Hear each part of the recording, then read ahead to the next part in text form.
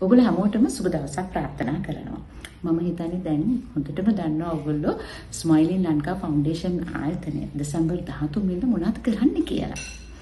අපේ ජීවිතවල වෙනසක් ඇති කරන්න. අපි බලාපොරොත්තු වෙන තැනට අපේ ජීවිතේ ගෙනියන්න ඉතාමත් හොඳ දවසක් තමයි මේ උදා කරලා දෙන්නේ ස්මයිලින් ලංකා ෆවුන්ඩේෂන් ආයතනය. මොකක්ද ඒ? සාම්ප්‍රදායික උපදේශන ක්‍රියාවලියෙන් ඔබට ගිය මනෝවිද්‍යාත්මක නව මානයන් ඔබට ගෙනහැර දක්වන දවසක් ඒ. ඒ නිසා ශේෂ්ත්‍රී දැවැන්තයන් හා එකතු වෙලා මනෝවිද්‍යාත්මකව ඔබේ දැනුම සහ කුසලතාවලින් ඔබව ਸਰව සම්පූර්ණ කරන්න තමයි අපි උත්සාහ කරන්නේ.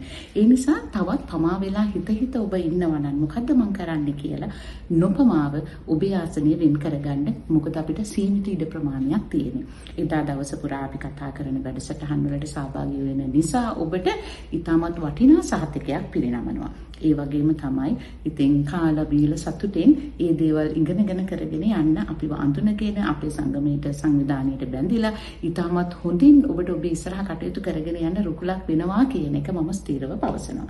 ඒ නිසා පමා නොවි ඔබේ ආසනය වෙන් කරගන්න කියලා මම ඉල්ලා සිටිනවා.